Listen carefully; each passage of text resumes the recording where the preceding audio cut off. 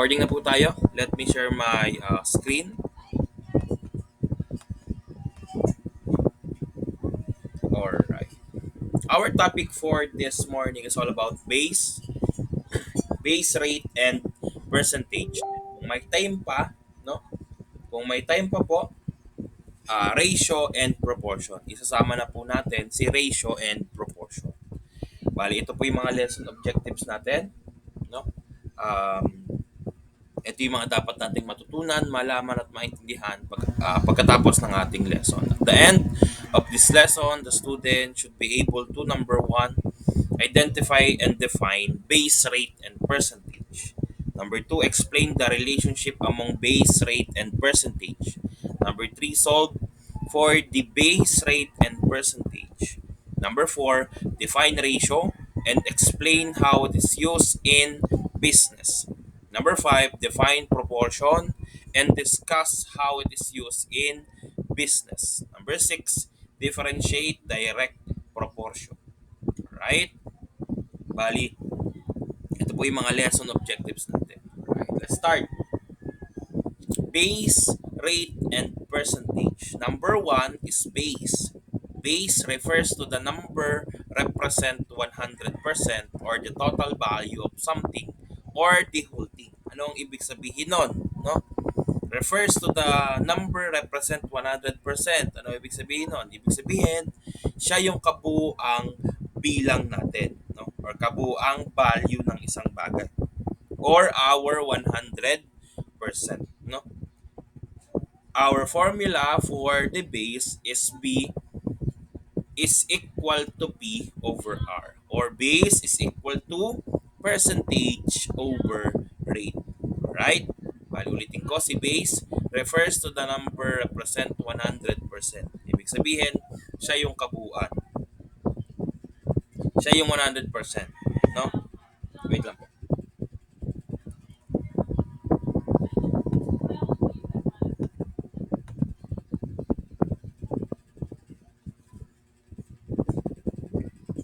Ayan. Bali, siya yung 100%, siya yung kabuuan, siya yung total value ng isang bagay. Right? Gets tayo doon. Taas nga tayo ng kamay. If gets natin yung word na base. Thank you po. Next, rate. Rate refers to what part. Ibig sabihin ng what part, no? Ilan siya doon sa ating base, no? Bali, what part the percentage is of the base. If the rate is less than 100%, the percentage is less than the value of the base. Ibig sabihin, kapag pinag-uusapan natin ang word na rate, ito lang ang tatandaan natin. No? Kapag pinag-uusapan natin ang word na rate, laging may percent sign, percent symbol. No? Tignan nyo yung katabi ng 100. Ayan, lagi siyang may percent sign. Laging may percent symbol. Ulitin ko, si base, siya yung kabuuang bilang ng isang bagay. Yung rate naman, lagi tayong may nakikitang percent sign. Eh ano naman sir si percentage? Si percentage po is the part considered in its quantitative relation to the whole. Ibig sabihin ng quantitative relation to the whole, may relation siya sa kabuuan. Ibig sabihin, part siya nung whole. Part lang siya ng base. Part lang siya ng kabuuan. No? Hindi ibig sabihin na percentage, no? Meron ng percent sign, meron ng percent symbol. Ang ibig sabihin ni percentage, part siya ni base or part siya ng kabuuan or part siya ng whole value natin. Alright, taas tayo ng kamay if gets natin si base, rate, percentage. Alright, very good. Okay, identify the given and the missing element. Bali, ang gagawin lang natin is i-identify natin kung ano yung nawawalang element. No? Number one, what is 25% of 50? What is 25% of 50? Ano ang sabi ko kanina? Kapag meron tayong nakikitang percent sign or percent symbol, ano po siya? Base, rate, o percentage? Rate po. Ayan, rate. Therefore, our R or our rate is equal to 25%. Then 25% convert it into decimal. Kapag convert natin iyon into decimal, it is 0.25. Right? Then, paano natin malalaman kung ang mga given doon sa ating questions is base or percentage? Ganito lang po, no? Paano natin malalaman kung ito ay base? May nakikita tayong off. Taas nga tayo ng kamay kung may nakikita tayong word na off. Ayan, nakikita po natin yung word na off. Ayan. Bali, yung sumunod na number or yung sumunod na word sa kanya is our base. Therefore, our base is equal to 50. Kasi yung sinundan ng word na off is 50. No? Yan, ulitin ko ha. Kapag nakakita kayo ng word na off, yung sinundan niyang ah yung kasunod niya na number or yung kasunod niya na word is our base. Therefore, meron na tayong rate, then meron na tayong base. Ano na lang po ang hinahanap natin? Ano na lang? Percentage. Percentage. Therefore, percentage ang hinahanap natin. Right? Hindi pa tayo mag-solve ha, wala pang solving. Ang ginagawa pa lang natin, tinuturuan ko pa lang kayo kung paano mag-identify ng missing element sa question. Number 2, what percent of 50 is 30? What percent of 50 is 30? Right? Ibig sabihin ng off, yung kasunod niyang number or yung kasunod niyang word is ano daw natin? Base Ayan, base. Therefore, our base is equal to 50. 50. Yan po. Bali, B is equal to 50 or base is equal to 50. Ang hinahanap po natin is what percent. Kapag percent po ang pinag-uusapan, ano po ang dapat nating kunin or hanapin? Rate. Rate. Rate. Therefore, rate po ang hinahanap natin. Meron tayong hinahanap na rate, then meron tayong base na 50. Then meron tayong 30 pa na meron, di ba? Meron tayong 30 pa. Ano po si 30? Siyempre, siya yung iiwan na percentage. Therefore, our P is equal to 30. Taas tayo ng kamay if gets natin si number 1 and number 2. Next, number 3. 10 is 20% of what number? Kapag meron tayong nakikita ang percent sign or percent symbol, automatic siya si rate. Therefore, our rate is equal to 20%.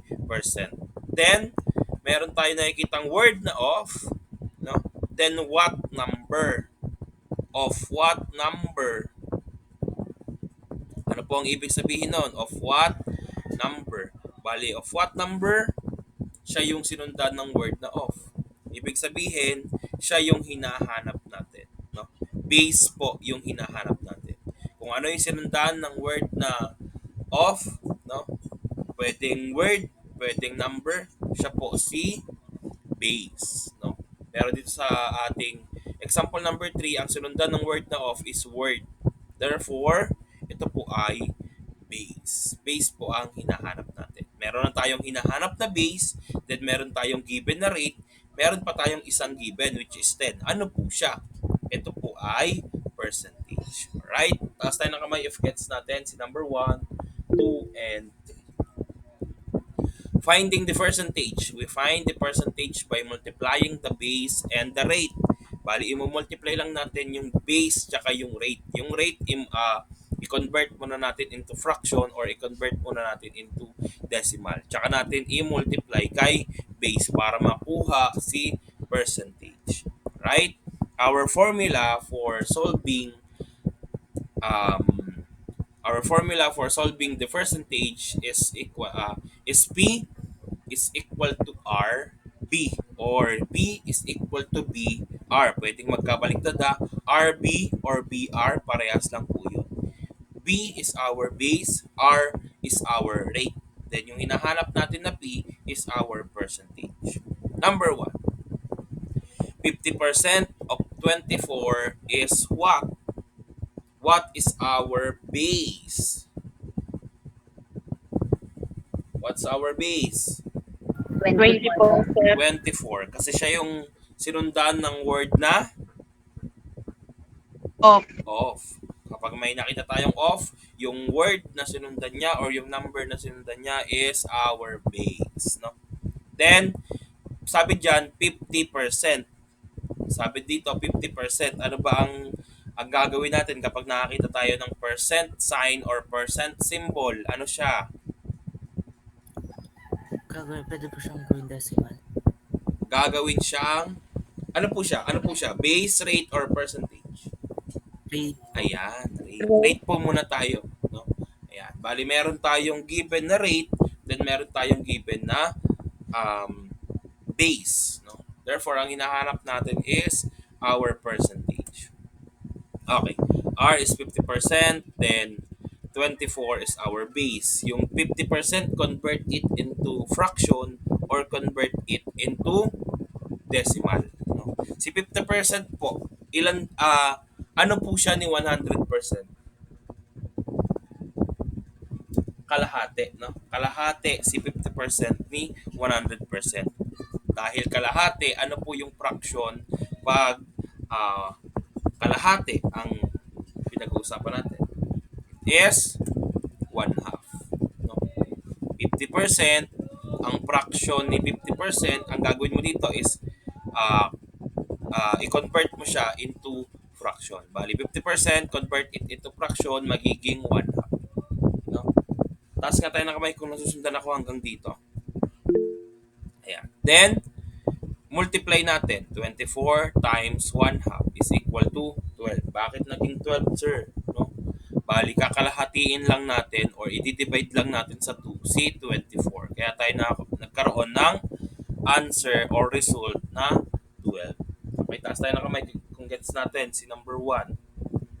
Then, pwede rin ito. No? Si 50% gawin mo munang decimal. 0.50. Then si 0.5, alam naman natin na kapag kinonvert natin ito into fraction, magiging 1/2.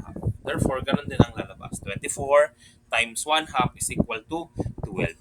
Right? Number 2, 23% of 365 is what? What is our base?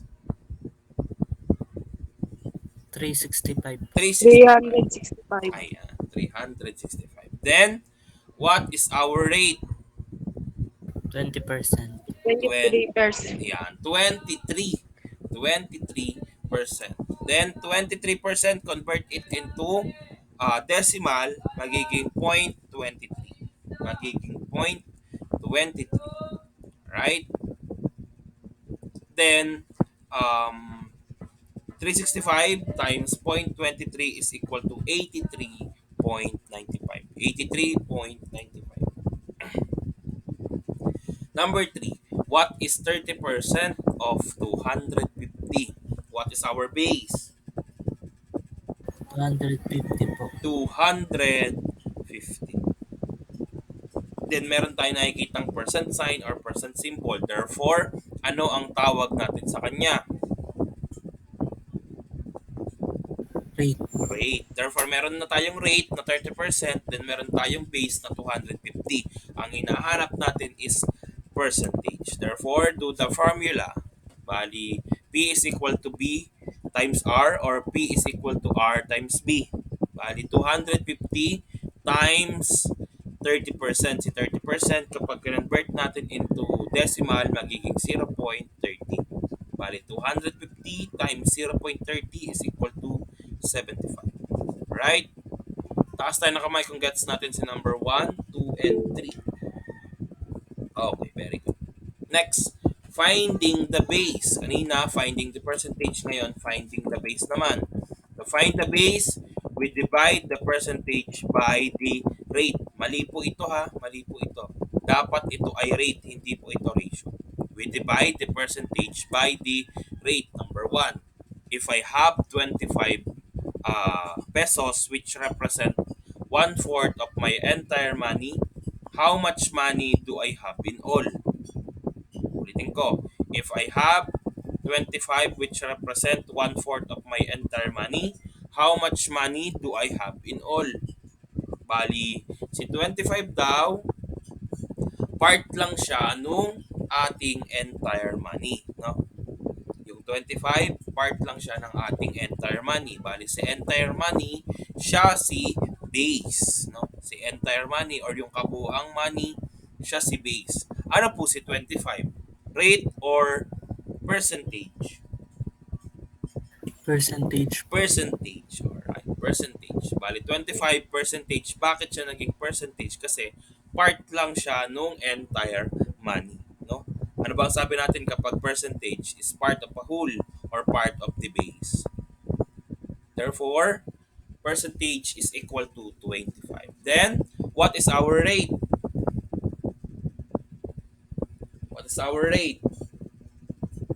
Our rate One fourth po. is yung 1/4. One fourth. Sir, nakakalito naman. Sabi niyo sa amin kanina, kapag rate ang pinag-uusapan, laging may percent symbol or percent sign. Ito po, si 1/4, galing siya doon. Galing siya sa percent sign and percent symbol. Bali, bago siya naging 1/4, 25% muna siya. Bali, 25%, convert it into decimal, magiging 0.25 or 0.25. Then yung 0.25, kapag convert natin into fraction, it is 1/4 or simply 1/4. Alright, taas tayo ng kamay kung gets natin. Okay, do the formula to finding the base. Kailangan nating i-divide si percentage tsaka si rate. Bali, percentage natin is equal to 25. Then rate natin is equal to 1/4. Ano po ang sabi ko kapag meron tayong division na nakikita? Bali, 25 divided by 1/4. Ano po ang gagawin natin? Convert it into ano? Into multiplication. Kaya po tayo nagkaroon ng 25 times the reciprocal of 1/4. Siyempre dahil tayo ay nag-divide sa una, then convert natin into itong fraction, yung denominator natin ay kukunin natin yung reciprocal. Bali, from 1/4 naging 4/1. Ano po ang ibig sabihin ng reciprocal? Bali, numerator naging denominator, then yung denominator naging numerator. Kaya yung 1 ay naging denominator, yung 4 ay naging numerator. Kuha, taas tayo ng kamay if gets yung sinasabi ko. Alright, bali 25 times 4 is equal to 100. Therefore, ang answer natin sa number 1 is 100%. 100. Sorry. 100. Okay, number 2. 8 is less than of what number? 8 is less than of what number? Okay? Bali, 10%. Ano po si 10%? Base rate or percentage? Rate po. Alright, Rate rate. po. No? Then, ano yung kasunod ng word na of? What number? No? Base. Base Ayan, po. base. Bali, what number? Wala tayong given. Ibig sabihin, base ang hinahanap natin. Meron tayong hinahanap na base, then meron tayong given na rate. Ano pa yung isang given? Percent. Okay, percentage. No? Hindi po siya percent ha. Percentage. Bali, our percentage is equal to ilan? 8 po. 8. Okay. Bali, meron tayong B is equal to P over R. Our P is equal to 8. Then our R is equal to 10%. 10% convert it into decimal, magiging 0.10. Sir, sa fraction po namin, meron kaming denominator na decimal number. No? Ano po ang gagawin namin? Ang gagawin nyo lang, gawin nyo siyang whole number. Bali, move. Paano natin siya magagawang whole number or gagawing whole number? Move 1 or 2 move 2 or 1 decimal, no? To the right, no? Bali, ang ginawa dito is nag-move lang ng isa. Bali, from dito, nag-move ka ng isang decimal. Magiging 1.0, no? 1.0. Pero dahil 0 na yung katabi ng 1 or yung katabi ng decimal point natin, hindi na po natin siya nilalagay. Kaya po 1 ang ating denominator. dyan sa screen. No? Then, dahil naglagay ka or nag-move ka sa ilalim ng isang beses, mag-move ka rin sa taas ng isang beses. Okay?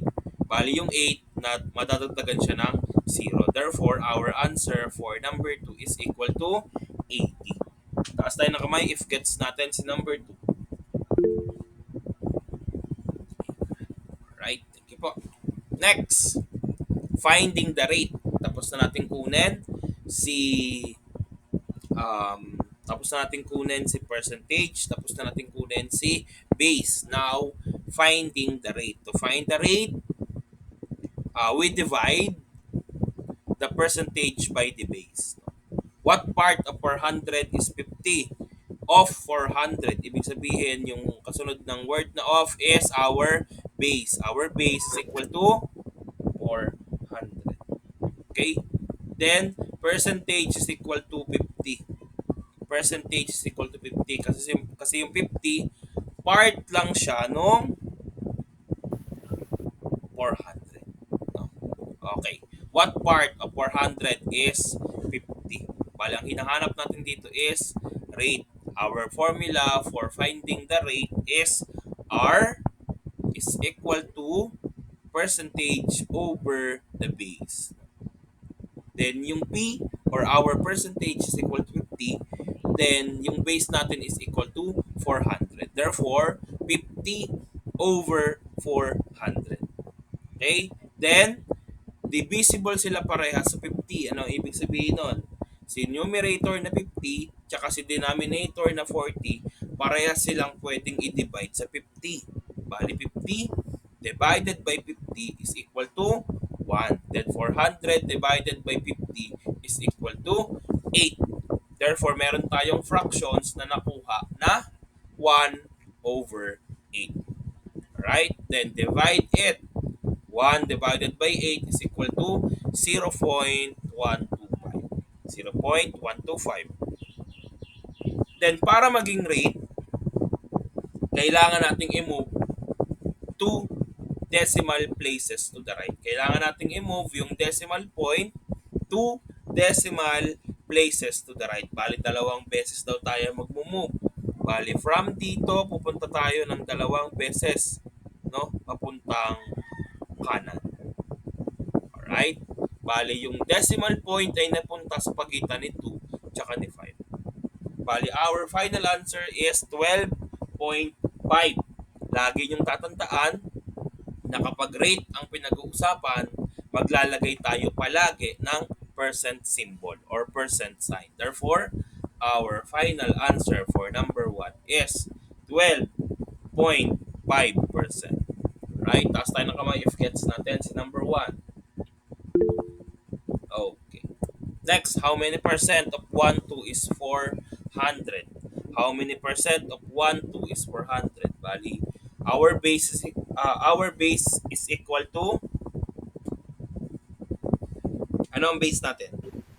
1, 2. 1, 2. Then, ano ang ating percentage or part ng whole? 400. 400. Therefore, meron tayong base na 1, 2, meron tayong percentage na 400. Ang hinahanap natin is rate. What is the formula for rate? R is equal to P over B, or rate is equal to percentage over base. Then percentage is equal to 400, base is equal to 1, 2. Bali 400 over 1, 2. Silang dalawa, si 400 tsaka si 1, 2 or 1,200, pwede natin silang i-divide parehas. Saan? Sa 400. 400. Ayan, 400. Very good. Bali, 400 divided by 400 is equal to 1. 1. Then, 1,200 divided by 400 is equal to 3 po. 3. Then, kapag divide natin si 1 over 3, ang lalabas dyan is 0.33333. No? Bali, walang katapusan hanggang walang katapusan yung 3. Tuloy-tuloy lang po siya. Infinite yung number 3. 0.33333 and so on and so forth. No? Ayan. Then para maging, no? Para maging final answer siya or para maging rate siya, para maging percent siya, kailangan nating mag-move ng 2 decimal places to the right. Bali, dalawang movement, 1, 2. Right? Bali, ang mapupunta si decimal point sa pagitan ni 3 tsaka ni 3. Bali, 33.33. Sabi ko nga, sir, bakit apat na yung 3 na yan kanina? Tatlo lang. Sabi ko nga kanina, infinite yung 3 natin. No? Pero dahil meron tayong kinukuhang sagot, pwedeng tatlong decimal, pwedeng dalawang decimal, pwedeng apat ng decimal ang kunin natin. Kaya po tayo nagkaroon ng 33.33. Then, hindi siya magiging final answer kung wala siyang percent sign. Therefore, our final answer for number 2 is 33.33. Right? Taas tayo na kamay if gets natin yung sinasabi ko. Okay. Next, number 3. What is 20 is what percent of 80? 20 is what percent of 80? Bali, meron tayong base, no? Given na base. Ano po yung given na base natin dito? 80 po. 80. Right? 80. Okay. Then, meron tayong hinahanap na what percent. Bali, ang hinahanap natin dito is rate. Meron tayong hinahanap na rate, then meron tayong given na base. Ano pa yung isang given natin? Percentage. Percentage. Right? Our percentage 20, our base 80, and ang hinahanap natin is our rate. Therefore, ito po yung mga given. Then, do the formula. R is equal to P over B, or rate is equal to percentage over the base. Percentage natin is equal to 20, kaya po tayo mayroong 20 sa numerator. Then, meron tayong base na 80, kaya po meron tayong 80 sa denominator. Right? 20 divided by 80, pwede natin kunin si lowest term or simplest form by dividing the numerator and denominator to 20. Parehas silang pwedeng i-divide sa 20. No? 20 divided by 20 is equal to 1. Then 80 divided by 20 is equal to 4. Kaya po tayo nagkaroon ng 1/4. Then si 1/4, convert it into decimal. Tinuro ko po yan sa inyo kung paano mag-convert ng fraction into decimal. So, ang equivalent niya in the decimal is 0.25. Then, para maging final answer, para maging rate or percent siya, kailangan nating mag-move ng 2 decimal places papuntang kanan or to the right. No? Kaya yung 0.25, no, naging 25 po siya. Kasi nag-move tayo ng dalawa. 1, 2. Bali, nasa dulo na siya. Dahil nasa dulo na siya, kahit hindi na natin ilagay dahil whole number na siya. 25, hindi pa siya final answer dahil wala pa tayong nilalagay na percent sign or percent symbol. Magiging final answer lang siya kapag naglagay na tayo. Therefore, our final answer is 25%. Right? Taas tayo ng kamay if gets yung sinasabi ko. Okay, next. Finding the rate of increase or finding the rate of decrease. No? Yeah. ROI if increase, ROD if decrease. Yes, Nak Marino. May tanong po, Nak. Wala sir, napindot Yeah. Thank you, lang. thank you. Okay, our formula for finding the rate of increase or rate of decrease is Q sub 2 minus Q sub 1 over Q sub 1. Right? Then, ito po yung ibig sabihin ni Q sub 2 tsaka ni Q sub 1. Bali, si Q sub 1 is equal to the original quantity. Kapag sinabing original quantity, old quantity. No? Previous quantity. Previous amount, old amount, original amount. Right? Original value, uh, original value, previous value, or old value. Ayan po yung ibig sabihin ni Q sub 1, original quantity. Si Q sub 2 naman is our new quantity. Si Q sub 2 naman is our new quantity. Kapag sinabing new quantity, current, ibig sabihin kasalukuyan or bagong quantity. The difference of q sub 2 minus q sub 1 is possible if it is an increase and a negative if it is a decrease. Ano ibig sabihin nun? Kapag kinuha natin yung difference ni q sub 2 and q sub 1, bali q sub 2 minus q sub 1, no? Kapag positive ang lumabas, therefore it is rate of increase. Kapag negative ang lumabas, therefore it is rate of decrease. Kuha ako doon, taas tayo ng kamay if nagigets lahat ng sinasabi. Okay. For example, Seni's current salary is 3,600, no, a month. Her previous salary was 3,200. What is the rate of increase in her salary? Bali, sundin natin yung mga given. Current salary, kapag sinabing current salary, new amount, new quantity. Siya po si Q sub 2. Bali, Q sub 2 natin is equal to 3,600. Then previous salary, ito yung original salary or original quantity or old quantity. No? Previous salary is equal to 3,200, which is our Q sub 1. Do the formula. R is equal to Q sub 2 minus Q sub 1 all over Q sub 1. Okay? Bali Q sub 2, Q sub 2 natin is 3,6, then Q sub 1 natin is 3,2, no? Then Q sub 1 natin ulit is 3,2. Therefore, 3,6 minus 3,2. 3,6 minus 3,2 ilan? Ilan po? Ang 3,6 minus 400. 3,2? 400. 400. Okay, 400. Bali si 400. Ano po si 400? Positive number or negative number?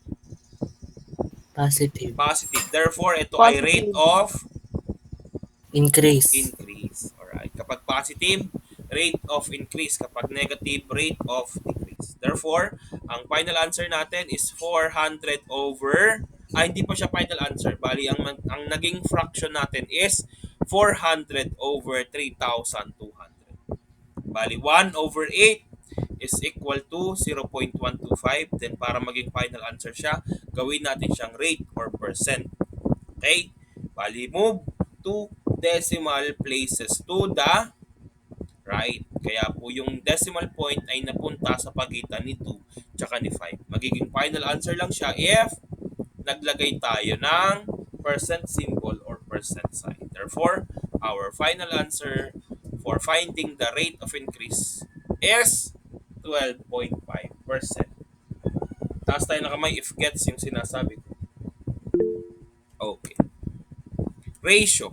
Ratio is a relation between two numbers or two magnitudes of the same kind. Ratio is a relation between two numbers or two magnitudes of the same kind. For example, 1 is to 2, 1 over 2, and 1 divided by 2.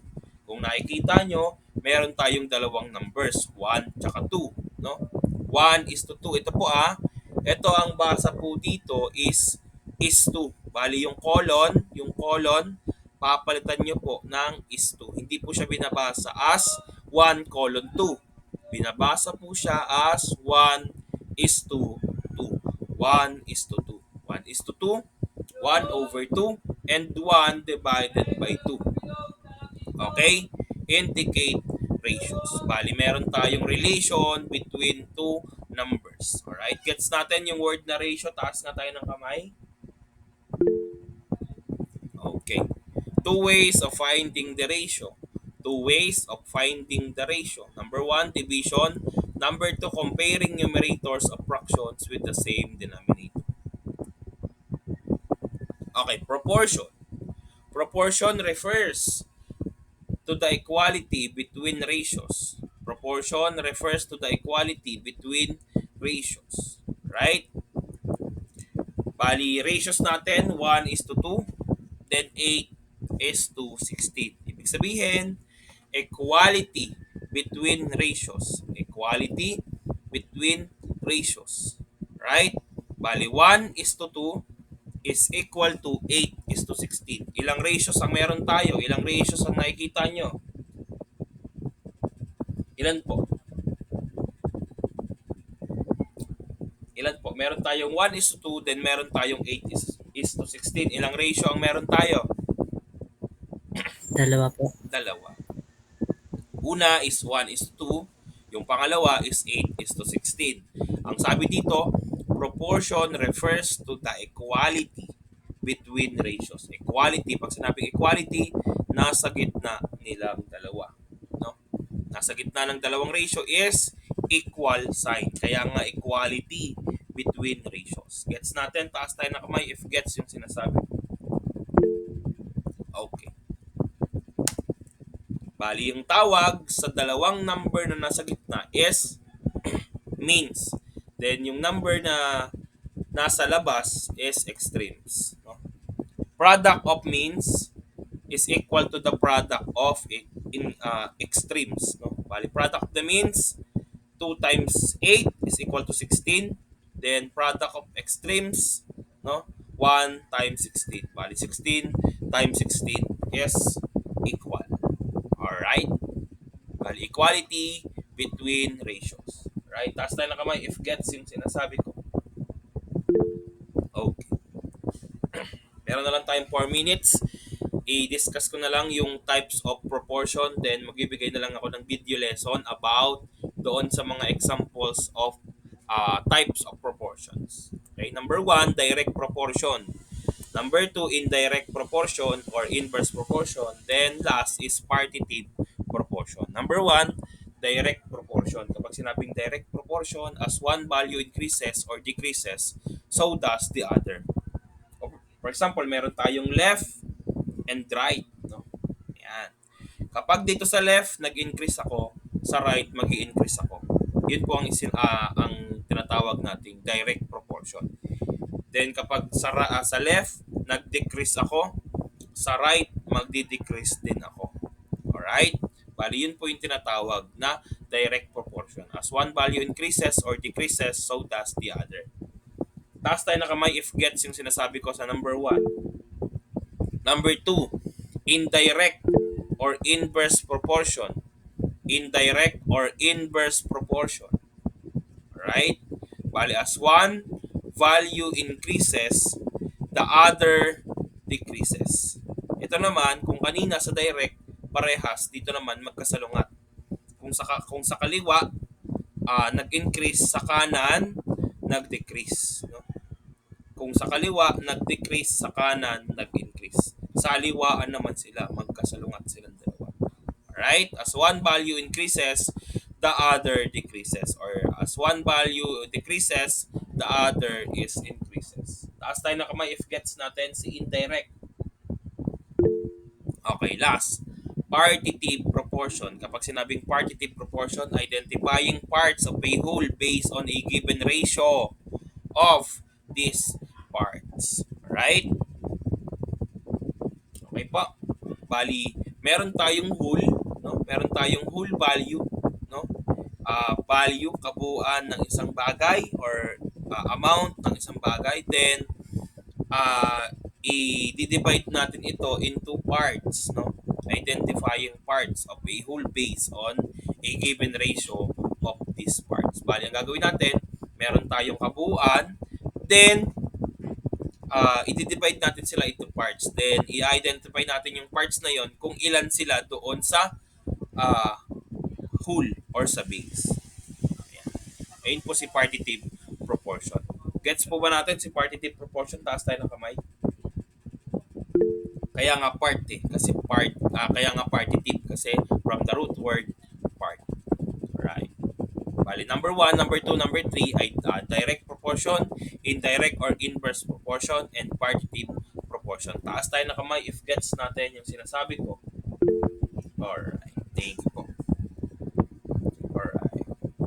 Bali, yun lang po ang pag-aaralan natin dahil wala na rin tayong oras.